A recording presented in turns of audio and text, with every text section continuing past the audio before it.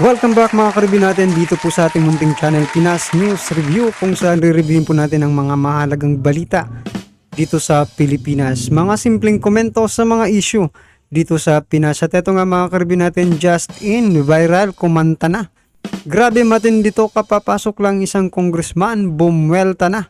Yan mga karibin natin ang ating alamin mula po rito sa channel ni Balitang Pinoy at TV. Nasa description po ang full video link ng balitang ito. Subscribe na po kayo kay Balitang Pinoy at TV. Ay kung bago ka pa lang at di pa po napag-subscribe sa ating munting channel, please don't forget to subscribe. At i-click na rin po ang bell notification para updated ka po sa lahat ng ina-uploads nating reaction video. At eto na nga, sama-sama at sabay-sabay po natin pakinggan, panoorin at bigyan ng reaksyon ang balitang ito. Eto na po. Narito ang Balitang Pinoy TV. Magandang araw sa atin lahat mga kababayan. Dito na naman tayo sa another episode ng ating vlogs. Pag-uusapan natin ngayon, ito po, no? Kinundi na ni VP Sara sa isang mensahe. Yung pagkamatay po ng isang sundalo sa kamay na naman po ng mga NPA, no? Pag-uusapan din po natin, ito po, nagpahayag na po ang SMNI sa pamamagitan po ng kanilang abogado na si Rolex Suplico, labag sa batas, no, ang ginawang suspension. Pag-uusapan din po natin, ito na po, no, hindi pa nga po nagsisimula yung kinatatakot po natin, yung pinagmamalaki po nila na yung tsa-tsa daw ay ang tututukan ay purely economic lang. Ito na po, nagsalita na po yung isang congressman na gustong baguhin yung term limits. Kaya po, yung kinatatakot natin, napakalaki po ng posibilidad na maganap po yan, no? Kung hahayaan po natin silang magtsatsa. At iba pa pong mga balita. Pero bago yan, kung bago ka pa lang dito sa ating channel, mag-subscribe ka na. Dahil ito lang ang tayong channel na may kinikilingan, may pinapanigan. Una sa balita, huli sa impormasyon, kaya ano pang hinihintay nyo? Pindot na, okay. Tana po tayo rito sa SMNI, nagsalita na po yung mga abogado at meron din ang abogado po nito ay si Attorney Rolex Suplico. Isa rin po yan sa mga host ng SMNI. Sabi po ni Rolex Suplico, ito ay labag sa batas. Ito po ang kanyang tinex dito sa ABS-CBN sa TV Patrol. The order, kasi wala na sila eh. Wala na sila sa SMNI. The order was issued without hearing. Hence, it violated the due process of law provisions of the 1987 Constitution. SMNI was punished without giving it its day in the court. Pinarusahan na po, hindi man lang nagkaroon ng hearing. Pinarusahan na po, hindi man lang pinagpaliwanag. Yan po ang problema ng mga tao na to, no? Yan po ang ginawa nila sa SMNI. Parusa na agad bago mag-hearing. Parusa na agad bago pinagpaliwanag. Walang due process. Miski po yung mga, ewan ko lang nasan po yung mga, kayo sa Commission ng Human Rights, lahat po ng mga NUJP, lahat po ng mga samahan na nung tutol na tutol, nung hindi pinagbigyan ng prangkisa, yung pong ABS-CBN, napakalayo po. No? Ano po meron sa ABS-CBN? Tapos na po yung kanilang prangkisa. Nag-a-apply po sila ng panibagong prangkisa. At dinaan po yan, ilang araw po, 13 days kung hindi ako nagkakamali. 13 days na sinalang yung ABS-CBN, nalaman natin yung mga pagkukulang, mga kamalian ng ABS-CBN. Dito po, wala. Wala pong aligasyon. Kasi po wala namang batas ng red tagging. Kung red tagging po lang yung naririnig natin, kaya po ito illegal. Ano naman po yung sinabi ng isang miyembro? So yan mga karibin natin, ang latest update po dyan mga karibin natin, no? Kahapon yung interview ni dating Pangulong Duterte, kakausapin daw ni ex-President Duterte si PBBM about dito sa SMNI mga karibin natin para pag-usapan kung ano ba talaga ang bakit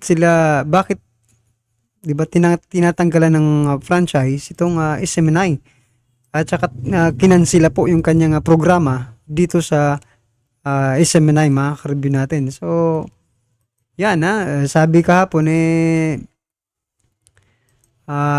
magsiset daw, schedule daw, di umano, yung kanilang pag-uusap, mga karibin natin, no? Kasi busy rin na yung ating presidente, no?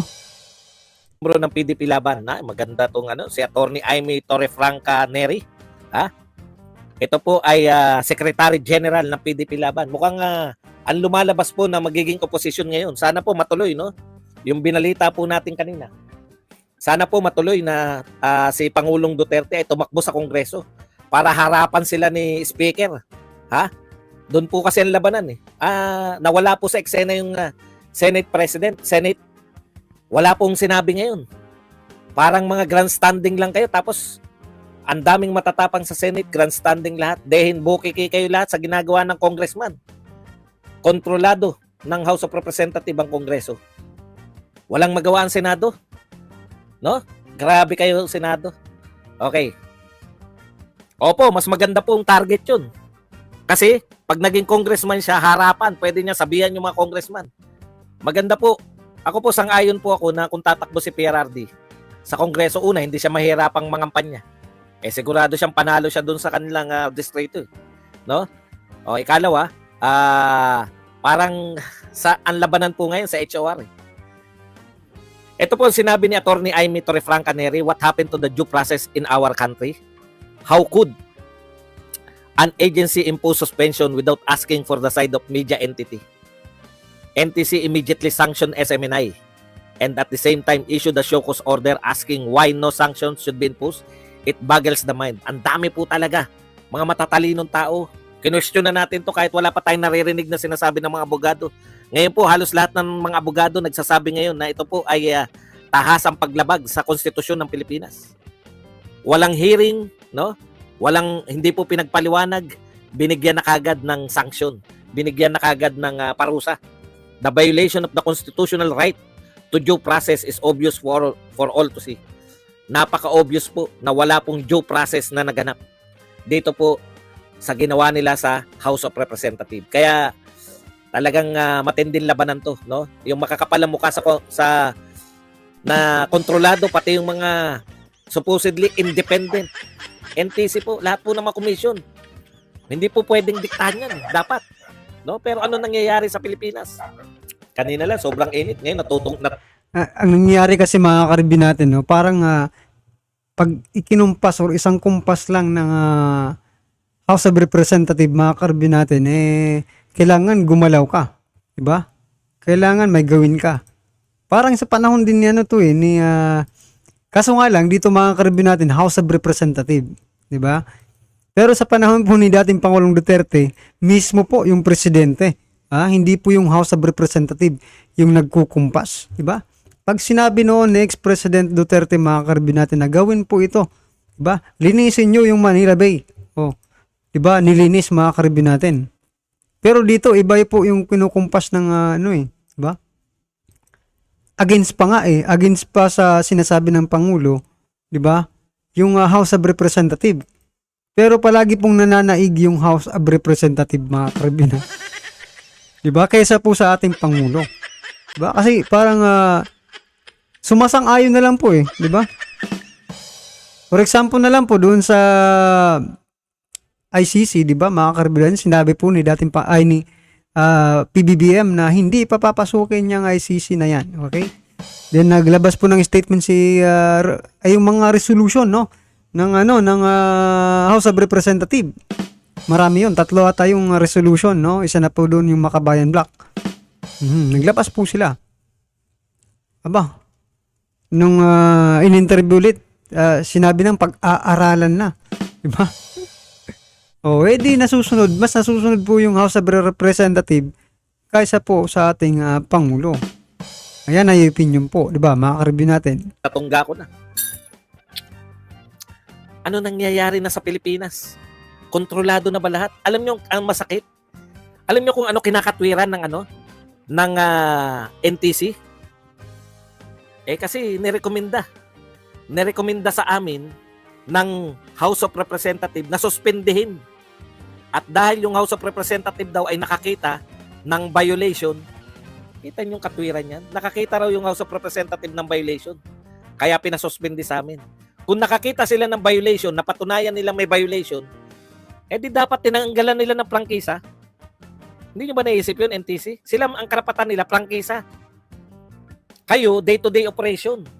Hindi porket sinabi ng congressman na may nilalabag, aayon na lang kayo at sususpindihin nyo. Wala po bang, hindi po ako abogado pero wala po bang pwedeng iparusa dito sa NTC? Maling interpretasyon ng batas?